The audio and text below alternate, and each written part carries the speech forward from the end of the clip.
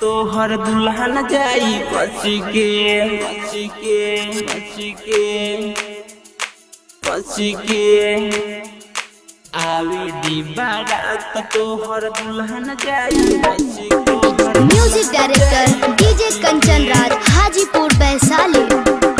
शादी के कार्ड तू थमइलू हंस के आवी दी बारात तोहर दुल्हन जाई बच के। आवी दी बारात तोहर दुल्हन जाई बच के। बोलत नइखी झूठ बात कहतानी सच के आवी दी बारात तोहर दुल्हन जाई बच के। आवी दी बारात तोहर दुल्हन जाई बच के। तोहर दुल्हन जाई डीजे कंचन राज आवी दी बारात तोहर दुल्हन जाई Neem Chowk Chausima Vaishali. Kalika movie recording studio Sunauli. तोहर दुल्हन जाई बच के। हमारा के बुझता रे साफे तू चिलगम चूसिए के फेंकले लाइफ टाइम भइल कम। हमारा के बुझता रे साफे तू चिलगम चूसिए के फेंकले लाइफ टाइम भइल कम। बेदर्दी हो लगे हरदी हो बेदर्दी हो लगी हरदी हो। दिल में तू चुभैली कांटा बार बार कचे के आवी दी बारात तोहर दुल्हन जाई बच के।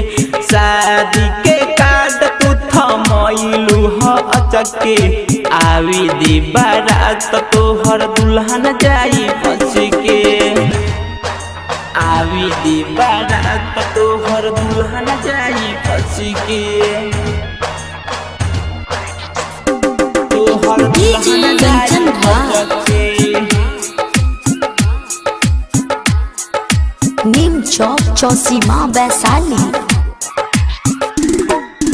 आवी दी बारात तोहर दुल्हन जाई बच के। होई जय माला तोहार लगबे रे सुपर शादी करे से पहिले भेजे मोके ऊपर। होई जय माला तोहार लगबे रे सुपर शादी करे से पहिले भेजे मोके ऊपर।